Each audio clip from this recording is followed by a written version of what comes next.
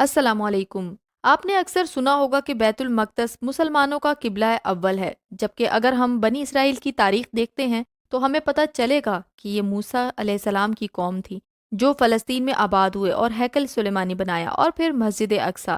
اگر بیت المقدس قبلہ اول ہے تو اس سے پہلے انبیاء کا قبلہ کیا تھا؟ سورہ آل عمران آیت نمبر 96۔ اللہ تعالیٰ کا پہلا گھر جو لوگوں کے لیے مقرر کیا گیا ہے وہی ہے جو مکہ شریف میں ہے، جو تمام دنیا کے لیے برکت و ہدایت والا ہے۔ اگر ہم ذرا سا غور کریں تو ہمیں معلوم ہوگا کہ جب آدم علیہ السلام کو اللہ نے جنت سے زمین پر اتارا تو ایسا کیسے ممکن تھا کہ ایک نبی دنیا میں آیا ہو اور عبادت کے لیے کوئی مقام نہ ہو؟ جب اللہ تعالیٰ نے حضرت آدم علیہ السلام کو جنت سے زمین پر اتارا، اس وقت ارشاد فرمایا، میں تمہارے ساتھ ایک گھر بھی اتار رہا ہوں جس کا طواف اس طرح کیا جائے گا جس طرح میرے عرش کا طواف کیا جاتا ہے۔ حضرت نوح علیہ السلام کے زمانے میں سیلاب کی وجہ سے اللہ کا بنایا ہوا گھر بہہ گیا تھا اور صرف بنیادیں بچی تھی جو کہ زیر زمین تھی۔ پھر حضرت ابراہیم علیہ السلام کو اللہ نے حکم دیا کہ میرا گھر بناؤ، تب حضرت ابراہیم علیہ السلام اور حضرت اسماعیل علیہ السلام نے مل کر اللہ کے گھر کی تعمیر انہی بنیادوں پر شروع کی۔ اور آپ سب یہ جانتے ہوں گے کہ حضرت ابراہیم علیہ السلام حضرت ہاجرہ رضی اللہ تعالیٰ عنہا اور اسماعیل علیہ السلام کو اس بیابان جگہ پر چھوڑ آئے تھے جس کا اللہ نے حکم دیا تھا۔ انہیں چھوڑ کر حضرت ابراہیم علیہ السلام چلتے چلتے شنیدہ کے مقام پر ایسی جگہ پہنچے جہاں حضرت ہاجرہ رضی اللہ تعالیٰ عنہا اور حضرت اسماعیل علیہ السلام آپ کو نہ دیکھ سکیں۔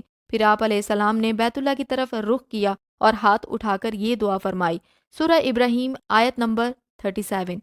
اے ہمارے رب، میں نے بسا دیا ہے اپنی کچھ اولاد کو اس وادی میں جس میں کوئی کھیتی باڑی نہیں، تیرے حرمت والے گھر کے پڑوس میں۔ اس دعا کے الفاظ تیرے حرمت والے گھر کے پڑوس میں سے یہ بات ثابت ہو جاتی ہے کہ حضرت ابراہیم علیہ السلام کے خانہ کعبہ کی تعمیر سے پہلے عمارت کھڑی تھی، اور اس کی تائید سورہ بقرہ میں آیت نمبر 127 میں کی گئی ہے۔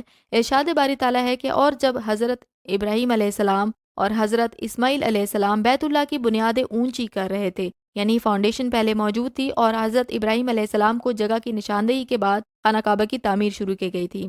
کسی حادثے کی وجہ سے حضرت ابراہیم علیہ السلام کے ہاتھ سے بنا ہوا اللہ کا گھر مسمار ہو گیا۔ قوم عمالقہ نے اسے تعمیر کیا، ان کے بعد قبیلہ جرہم نے، اور پھر قصا بن کلاب اور پھر قریش نے خانہ کعبہ کی تعمیر کی۔ یہ آپ صلی اللہ علیہ وسلم کا ابتدائی دور تھا۔ خانہ کعبہ کی عمارت خستگی کا شکار ہو چکی تھی، اس کی بلندی 9 ہاتھ اور اس پر چھت نہ تھی۔ اس کی تعمیر کو ایک طویل عرصہ گزر چکا تھا۔ اسی سال ایک سیلاب آیا جس کا رخ خانہ کعبہ کی عمارت کی طرف تھا، جس سے عمارت مزید کمزور ہو گئی۔ چنانچہ قریش نے ازسر نو خانہ کعبہ کی تعمیر کا اعلان کیا۔ اگرچہ نئی عمارت بنانے کے لیے پرانی کو گرانا ضروری ہوتا ہے، مگر خانہ کعبہ کی پرانی عمارت کو گرانے کی کسی کی جرت نہ ہوئی، مگر آخرکار ولید بن مغیرہ نے عمارت گرانے کی ابتدا کی اور بعد میں دیگر لوگ بھی شامل ہو گئے اور پرانی عمارت گرا دی گئی۔ قریش کے لوگوں نے خانہ کعبہ کی تعمیر کے لیے فیصلہ کیا کہ اس کی تعمیر میں صرف حلال کمائی استعمال کی جائے گی۔ تعمیر شروع ہوئی اور ہر قبیلے کا تعمیر کا الگ الگ حصہ مقرر تھا۔ ہر قبیلے نے اپنے اپنے حصے میں پتھروں کے ڈھیر لگا دیے۔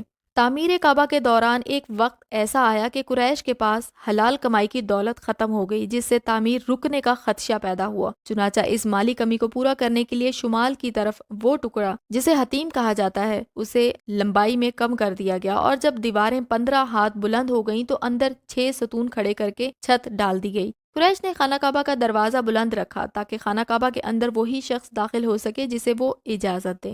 حضرت عائشہ رضی اللہ تعالیٰ عنہ سے روایت ہے کہ فتح مکہ کے بعد حضرت محمد صلی اللہ علیہ وسلم نے فرمایا کہ میرا جی چاہتا ہے کہ میں اس کعبے کو گرا کر اس کی پوری بنیاد پر، یعنی کہ حتیم کو بھی ملا کر کعبہ کی دوبارہ سے تعمیر کروں۔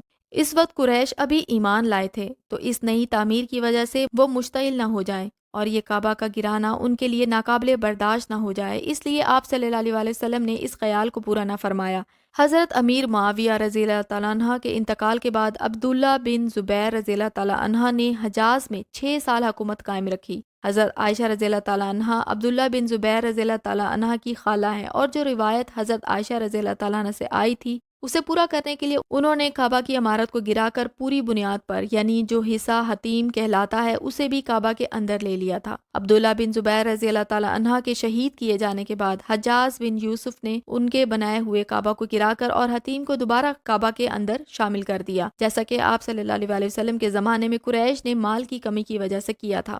سلطان بن عثمانی ترکی نے 1040 ہجری میں پرانی عمارت کو گرا کر دوبارہ تعمیر کی اور اس تعمیر کے 375 سال بعد خادم حرمین شریف شاہ فہد بن عبد العزیز نے حکم دیا کہ کعبہ کی دوبارہ تعمیر کی جائے۔ چنانچہ 1417 ہجری کو 1040 میٹر گہری کھدائی کی گئی تو دیکھا کہ خانہ کعبہ کی بنیادوں کے پتھر بغیر کسی مسالے اور سیمنٹ کے ایک دوسرے میں آپس میں مضبوطی سے جڑے ہوئے ہیں اور ان کی ظاہری شکل اونٹ کی کوہان کی مانند ہے۔ یہ اتنی مضبوط بنیاد تھی کہ ماہرین کے مطابق اس پر دوبارہ عمارت تعمیر کی جا سکتی تھی۔ اللہ کا گھر برکت والا گھر ہے، بے شک وہاں اللہ تعالیٰ کی عظیم نشانیاں ہیں۔ اس پر ہم پھر انشاءاللہ کسی ویڈیو میں بات کریں گے، ابھی کے لیے بس اتنا ہی تھا۔ اگر ویڈیو آپ کو پسند آئی ہو تو لائک ضرور کریں۔ اللہ حافظ۔